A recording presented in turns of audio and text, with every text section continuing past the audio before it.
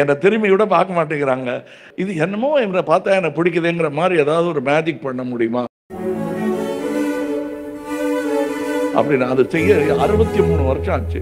இப்ப பிடிக்குது, எதுக்குன்னு எனக்கு தெரியாது. அடுத்த படம் பிடிக்காம போகலாம், அதுக்கு காரணம் நான் மட்டுமாகவே இருப்பேன். ஒரு படம் நல்லா ஓடிச்சு, காசு நிறைய வந்துட்டோம்னா அது சக்சஸ் ஆனா எல்லா நேரமும் அது சக்சஸ் ஆக முடியாது. ரொம்ப முக்கியம் என்ன பழைய காப்பியே அப்டேட் ஆகாம அவுடேட்டா ஒரு படத்தை எடுத்து வச்சிருக்காரு, பூமர்த்தனமா ஒரு படத்தை எடுத்து வச்சிருக்காரு.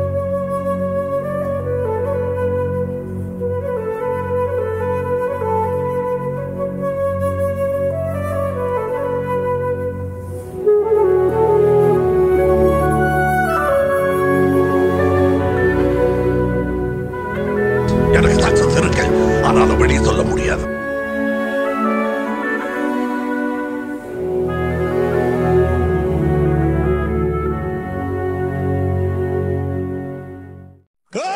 நீ மட்டும் சரியான வீரனா இருந்தா அந்த மாமூடிய கட்டி மூஞ்சிய காட்டி பாரு.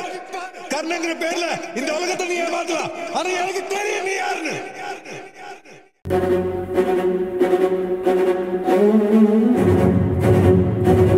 இங்கு இருப்பவர்களும் இந்திய நாட்டினுடைய தவப்புதல்வர்கள் தான்.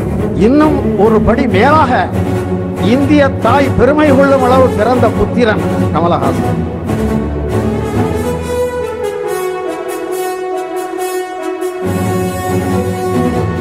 ஒரு ஜென்மத்திலே அசிஸ்டன்ட் டைரக்டரா, ஒரு ஜென்மத்திலே மியூசிஷியனா, ஒரு ஜென்மத்திலே டான்ஸ் மாஸ்டரா, ஒரு ஜென்மத்திலே டிஸ்ட்ரிபியூட்டரா, ஒரு ஜென்மத்திலே ப்ரொடியூசரா, ஒரு ஜென்மத்திலே எழுத்தாளரா பண்ணிட்டு வந்திருக்க அவனை வந்து கீழே இறக்கிடலாமா சொல்லும்போது நான் சொன்னேன், இல்லை தாய் அங்கேயே இருக்கட்டும்.